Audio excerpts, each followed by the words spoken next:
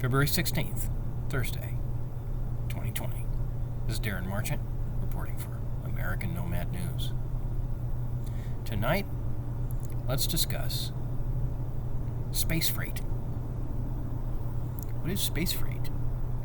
Well, imagine that you have a large amount of material that you want to move from one continent to another on Earth.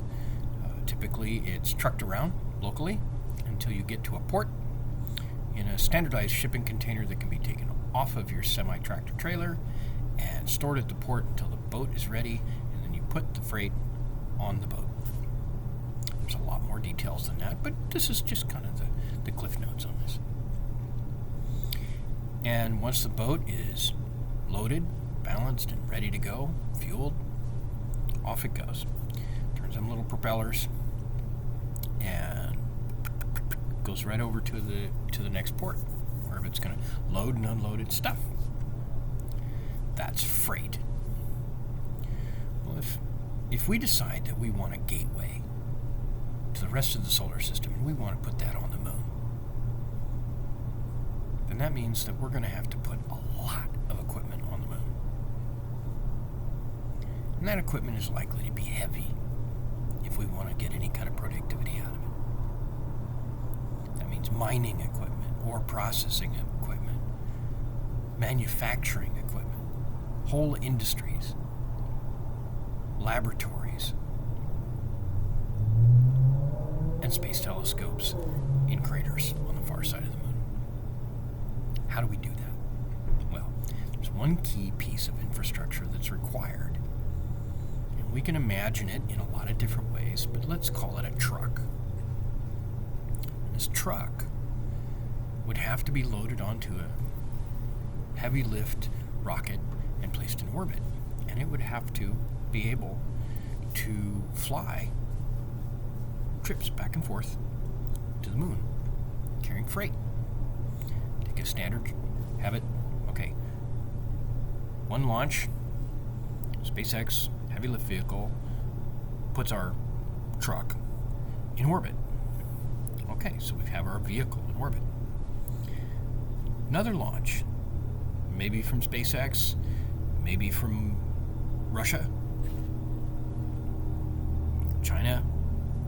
They pay for the freight, off they go. Standard shipping container is left in low Earth orbit. Our truck puts over to it, attaches, put out to the moon. Right? Probably electric propulsion to the moon. But then how do you get this heavy freight shipping container down to the moon? Because electric propulsion is ideal for moving from low Earth orbit to the moon on the slow boat. It's highly efficient, but it's not the quick way, because it takes a lot of time for that kind of very fuel efficient system to get up to speed, get down to speed, this kind of thing. So it's great for freight, not so good for anything that really needs a short run, like people. But then once we talk about landing on the moon, you can't fly an airplane down, you can't parachute down, you can't have lifting body. There's no atmosphere. And it may only be 1/6 gravity, but that's not giving you a lot of bonuses. We were quite lucky during the Apollo era that we didn't biff it into some lunar mountain. And the lunar mountains are tall because they don't have that much gravity or weathering to tear them down. So this is a tough place to land heavy freight. That means that we need a different kind of vehicle to go from the surface to lunar orbit and back again over and over and over and over. And its fuel source eventually would have to be from the moon itself. That's one of the big reasons that one of the presidential orders is to go to the south pole of the moon and prospect for water, because we can turn that into jet fuel. So actually, come to think of it, perhaps what we should be talking about is having a 3-vehicle process to ship freight. Launching rockets into low Earth orbit, drop off a shipping container in a holding orbit, and that shipping container is picked up by a vehicle. We'll give it a name at some point. And this vehicle goes from low Earth orbit to lunar orbit, drops off the freight, comes back. And somebody on the surface of the moon or in orbit around the moon is teleoperating a vehicle or driving it in person, goes from the surface of the moon, hops up, or is already in orbit waiting for it, captures it, drops down to the moon. Uses braking thrusters. This is really the only way you land on the moon effectively with heavy freight, is with some serious liquid or solid rocket fuel landing. And solid rocket fuel doesn't work because you can't meter it. You can't shut it down or attenuate its thrust. You really can only do this with liquid rockets, unless someone out there wants to correct me. And hey, that's cool, that'd be great. Tell me all about it if you have a legitimate, non-troll objection that comes with an answer. And great, sounds good, do that. But this is what I'm seeing from my point of view.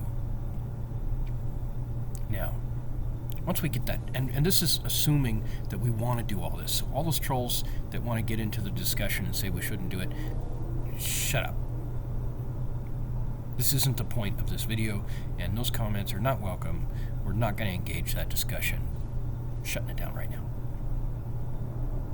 This is a hypothetical on how do we do it if we want to do it. And if we're going to do it, if we're going to put hundreds of thousands of millions of billions, eventually having populations of quintillions of people in the solar system, this is the discussion we're having. Anybody else that wants to object to that, you know what? Stop it right there. This is how we do it responsibly, effectively, profitably, and engage as many different types of people who really want to put their families in a place where they can have a better standard of living than anyone on Earth. Because it's possible to have it in space, to have a better standard of living than it's even possible to have on Earth. So how do we do that? That starts with requirements. That requirement is that we don't have to launch equipment from Earth. Not very much equipment. That we prioritize the launching of people. And in order to do that, there's a simple and logical explanation. We have to produce our goods in situ, in space. The moon is the nearest and best understood object outside of the Earth. As far as how do we go from Earth to the moon? And what's the gravity like? What's the minerals like? All this kind of thing. Basic logistics says we have to have vehicles that traverse these specific environments through the microgravity and a separate one up and down like an elevator. Thank you very much. This is Darren Marchant for American